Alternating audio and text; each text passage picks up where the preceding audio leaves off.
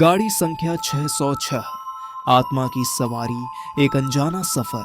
राजेश एक सामान्य सा व्यक्ति था जिसने कभी किसी से कुछ बड़ा उम्मीद नहीं की थी।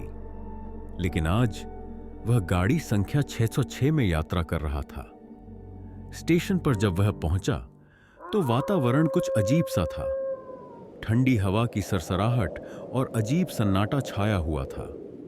कोई भी आदमी नहीं दिख रहा था, सिर्फ दूर दूर तक फैली हुई चुप्पी थी। जब ट्रेन ने स्टेशन पर दस्तक दी तो एक पुरानी सीटी की आवाज सुनाई दी। राजेश ने धीरे धीरे ट्रेन में कदम रखा। उसके कदम जैसे ही अंदर पहुंचे, उसे ऐसा लगा कि वह किसी और ही दुनिया में आ गया हो। गाड़ी के डिब्बे बेहद पुराने थे। सीटें धूल और सफेद धुंध से ढकी हुई थीं। हर चीज में एक रहस्यमय सा आकर्षण था, जैसे यह ट्रेन किसी और लोक से आई हो। उसने अपनी सीट पर जाकर बैठने का निर्णय लिया और सामने की सीट पर एक व्यक्ति को देखा जो अपनी डायरी में कुछ लिख रहा था। यह गाड़ी कहां तक जाएगी? राजेश ने धीरे से पूछा।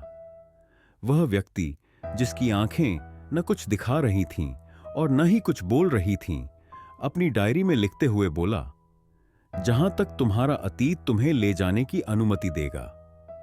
राजेश ने सोचा, यह व्यक्ति क्या बकवास कर रहा है, लेकिन उसने ज्यादा कुछ नहीं पूछा और चुपचाप बैठा रहा। तभी एक अजनबी यात्री आया और उसने राजेश के पास आकर उसको एक घड़ी थमा दी। यह घड़ी बहुत अजीब थी, क्योंकि इसके कांटे उल्टी दिशा में घूम रहे थे। इस घड़ी के पास तुम्हारे कर्मों का हिसाब है, अजनबी ने कहा, और घड़ी राजेश के हाथ में थमाकर बिना और कुछ बात किए वहां से चला गया।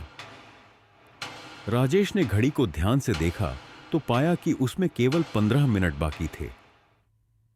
एक अजीब सी चिंता ने उसे घेर लिया। उसने अपनी जेब से एक छोटा सा दर्पण निकाला और उसमें अपना चेहरा देखा। वह भयभीत हो गया। उसकी चेहरे में गहरी झुर्रियां थीं और बाल सफेद हो गए थे, जैसे वह अब कुछ ही समय में बूढ़ा हो जाएगा। घड़ी में बचे समय ने उसकी बेचैनी को और बढ़ा दिया था। तभी ट्रेन के अंदर एक घोषणा हुई, आपकी अंतिम मंजिल समीप है, कृपया तैयार हो जाइए। राजेश ने देखा कि अन्य डिब्बों के दरवाजे बंद थे।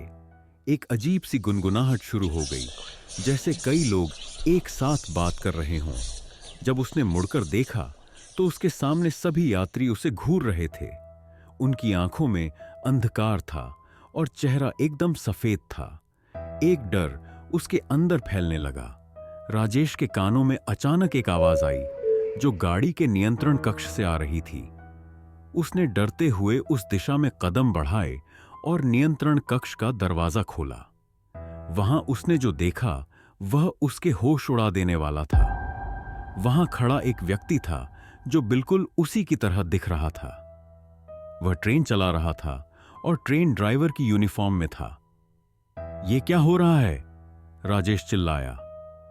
दूसरे राजेश ने मुस्कुराते हुए कहा, यह तुम्हारी ही दुनिया है, जिसे तुमने खुद बनाया है।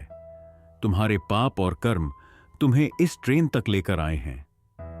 राजेश की समझ में कुछ नहीं आ रहा था। गाड़ी अब रुक चुकी थी। उसने खिड़की से बाहर देखा तो एक अंधकारमय शहर दिखाई दिया। वह घबराया और दोबारा उस दूसरे राजेश की तरफ देखा, लेकिन वह अब गायब हो चुका था। तभी एक अजीब सी आवाज कानों में गूंजी, यह गाड़ी तुम्हें तुम्हारी सच्चाई तक ले आई थी। अब यहां से कोई वापस नहीं जा सकता। राजेश के हाथ में घड़ी के 15 मिनट समाप्त हो चुके थे। जैसे ही घड़ी ने अंतिम मिनट को दर्शाया, गाड़ी ने एक तेज झटका लिया और सब कुछ धुंधला होने लगा। राजेश को ऐसा महसूस हुआ कि वह खुद को खोता जा रहा है। तभी ट्रेन घने कुहासे में लिपटकर गायब हो गई।